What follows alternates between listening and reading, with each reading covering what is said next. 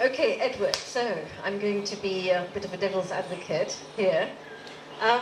What exactly do you, as a non-artist, mean by creative industries? Well, the old-fashioned view of art and culture and creativity is, I suppose, what would first come into our minds, which is painting, sculpture, theatre, dance, ballet. But over the last 30 or 40 years, the concept of creative industries has really grown to widen out that definition very greatly.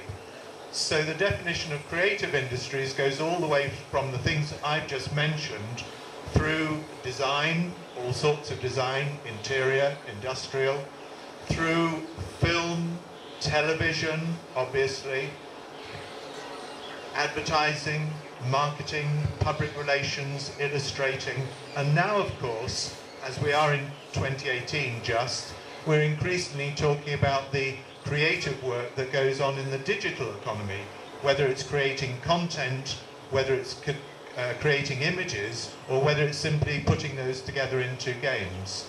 So our ideas have expanded way beyond art, shall we say, in the last 30 years to have a very wide view of creative industries. And many economies have now realized that the creative industries are actually the powerhouse that can save you. And certainly since the crash of 2008, economies that have managed to harness their creative industries have begun to make some headway. So does that answer your question about what we're talking about here? It's a very interesting and changing panorama. No, it does, because I come from a typical business Gujarati family, and even though my parents love me and I've been telling them so much about art and what I do, they don't get it. They don't say, they think, it's... And maybe that's the political slant that's on this country right now. So it's important to hear from non-artistic people. So you could tell them some of the facts and figures. Now, the global art market, I wonder if anybody would like to guess roughly how much it might be worth? This is just galleries, auctions, dealers.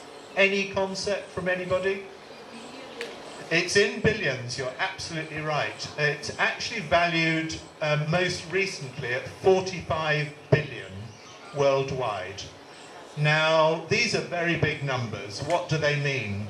Well, your average internet entrepreneur, Google type person, is worth about 40 billion. Interestingly, that figure is more than the value of international arms trade, which I think is an absolutely fascinating comparison.